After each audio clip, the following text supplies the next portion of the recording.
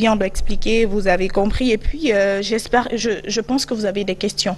Des questions parce que moi, vraiment, tout est Nyarami dans ma tête, comme on le dit. Parce que le plus souvent, on dit que l'islam interdit certaines choses, mais lui dit que la religion musulmane reconnaît l'existence des sorciers et de la sorcellerie.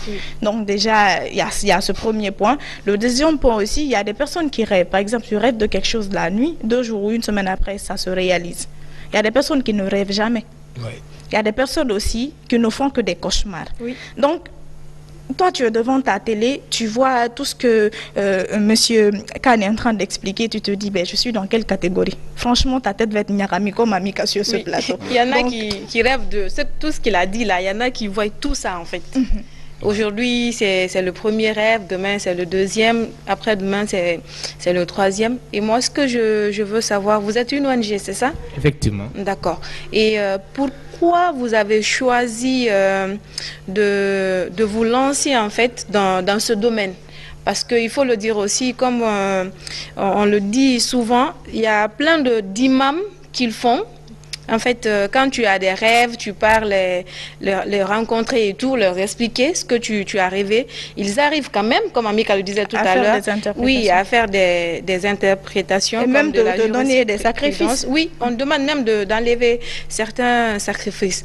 Vous, comment vous arrivez en fait à aider les gens? C'est une ONG, c'est vrai. Est-ce que c'est seulement les musulmans qui sont dans l'ONG? Est-ce que ce sont les musulmans seulement? Mais est-ce que c'est bénéficient de vos bienfaits, de vos services? Voilà, c'est ça. Ou bien c'est pour tout le monde en fait? Pourquoi vous avez décidé de vous lancer? La question, elle est comprise. Oui. Je vois que c'est une question qui en a plein de sous-questions encore. Voilà. La première d'abord, qu'est-ce qui nous motive? Parce que c'est ce que vous avez dit.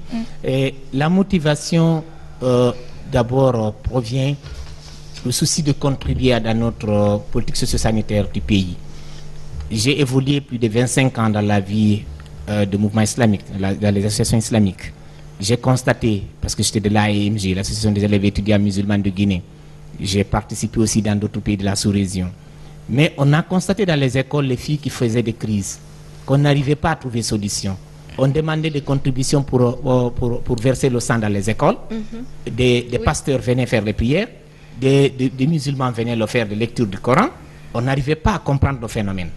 Maintenant, on a eu la chance de participer à une rencontre sous-régionale où on a rencontré un arabe qui s'appelle Cheikh Ben Halima Abdurraouf, qui s'est spécialisé en médecine prophétique, qui formait des jeunes, qui implantait des centres. Dieu merci, quand il est venu en Guinée, j'ai été l'un des premiers élèves, j'ai suivi cette formation. Et on s'est organisé, j'étais le coordinateur, on a implanté ça dans les 4 régions du pays. Par la grâce de Dieu, on a implanté 30 centres. Dans chaque préfecture ou région, on vient, on sensibilise dans les lieux publics. Les jeunes qui s'intéressent, qui savent lire le Coran, on montre comment organiser et fabriquer des plantes et pour soigner les gens, et des produits manufacturés, alors qu'on enseigne les gens le Coran, les matériels et d'autres, on les organise, on fait un centre et ils participent à l'aide des autres. C'est une formation gratuite. Voilà. Et deuxième facteur, quand vous parlez, c'est la motivation. Vous avez expliqué la motivation. L'autre question, c'est est-ce que c'est seulement les musulmans? Est-ce que l'ONG est ouverte à tout le monde? En réalité, quand on parle de santé, il n'y a pas de religion.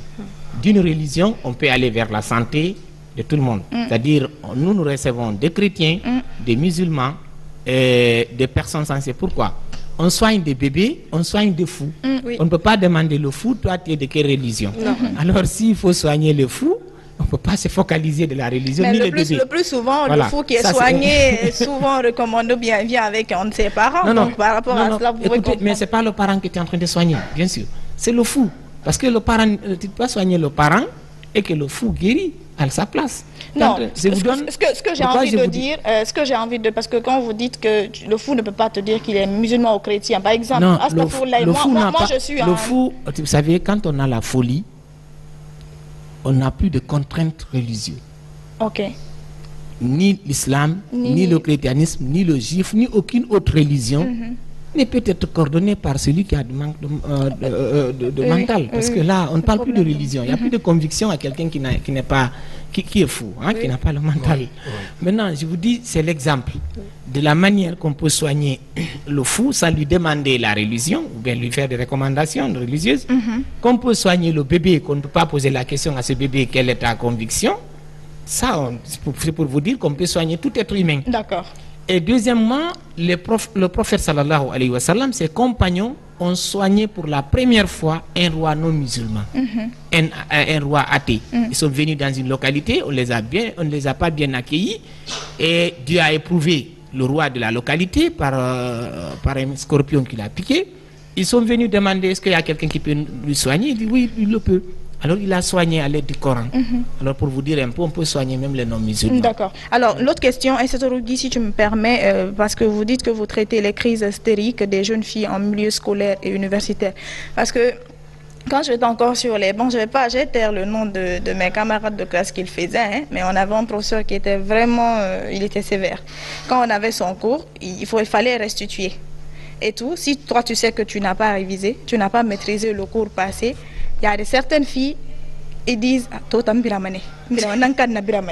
est-ce que vous voyez? Donc quand on dit par exemple tel, parce que lui il se promenait entre les rangs, après il dit fais comme si tu te vois, il dit toi Rougui, si se trouve que tu n'as pas, tu fais genre tu tombes. Mais c'était la complicité maintenant entre les jeunes de Colombie et les filles. Est-ce que le lycée c'est la meilleure étape en tout cas de l'école, franchement. Alors comment est-ce que vous arrivez à distinguer le vrai du faux? Parce que elle, franchement, si vous n'êtes pas ami avec elle ou si vous n'êtes pas au courant de leur plan, vous ne saurez jamais qu'elles ne sont pas tombées, qu'elles ne sont pas en train de jouer la comédie. En fait, les djinns rentrent dans le corps de quelqu'un 4 moments. C'est le moment de la peur, le moment de le stress, la folie de joie et la peur. D'accord. Quand on est en état de colère, on est en état de colère, les braises s'ouvrent, les génies peuvent rentrer. Quand on a une peur, les braises s'ouvrent, les djinns peuvent pénétrer. Quand on a également le stress, quand on a la folie de joie, lorsqu'on t'informe que tu as eu ton bac, tu es en train de courir et être content, tu peux tomber. Quand on te dit que tu as eu un décès, un proche, on te dit le choc, tu peux tomber. Quand on t'effraie, tu peux tomber. Mais ça, c'est des crises. Écoutez, quand tu es en colère, tu peux le faire. Constatez pour ceux qui sont victimes. Elles vont vous dire d'abord qu'elles ont mal à la tête, qu'elles ont des migraines, des douleurs au bas-ventre pendant la période de menstrues. Elles peuvent vous dire j'ai des douleurs ici comme si j'ai l'ulcère gastrique. Ça tient entre les omoplates. Physiquement, ça est là. Les braises existent. Maintenant, le fait de dire elles peuvent manigancer leur crise, sachez bien qu'elles peuvent tomber d'abord. En volonté, elles peuvent tomber. Parce qu'elles peuvent écouter. Franchement. Le djinn, la parole chez nous, ce sont des actes chez eux. Leur parole, c'est des pensées chez nous. Si je me dis, par exemple, c'est l'occasion pour les sœurs qui vont aller à l'examen. Les autres ne peuvent pas vous comprendre, comme la sœur n'arrive pas à vous comprendre. Non, j'ai envie de vous poser une question avant que vous continuiez. Parce que c'est comme pour ce que vous êtes en train d'expliquer. C'est comme si quand on a l'intention de quelque chose tout de suite, si un djinn passe, un mauvais, parce qu'il y en a les bons, passe, tout de suite, cette intention devient action. C'est ce que vous voulez dire? La pensée, chez nous les humains, c'est des paroles chez les génies. Quand tu penses que tu veux tomber, quand tu penses qu'il va venir dans ton sommeil comme mari de nuit, quand tu penses que tu vas le ramener pour le combattre, même si toi, par exemple, je vous donne un verset que vous allez faire pratique ce soir, ou bien nos téléspectateurs vont pratiquer, quand vous venez, il y a 4 manières pour attraper les djinns. C'est quand il rentre dans le corps, c'est le captage, on peut l'attraper. Quand tu le vois, il apparaît devant tes yeux, tu peux lire le verset du trône 255 Ayat al-Kursi, tu peux l'attraper. Troisièmement, tu peux l'attraper lorsqu'il vient, il t'étouffe dans ton sommeil, il t'étouffe. Tu peux l'attraper en lisant Ayat al-Kursi jusqu'à ce que tu plies tes poignets et tes doigts. Et lorsque tu viens pour dormir, prends l'intention en disant tous ceux qui me font du mal, tous les génies qui me guettent, Dieu amène-le-moi dans mon rêve, tu me donnes la force de les attraper, de les tuer. Tu lis le verset 148 du chapitre 2.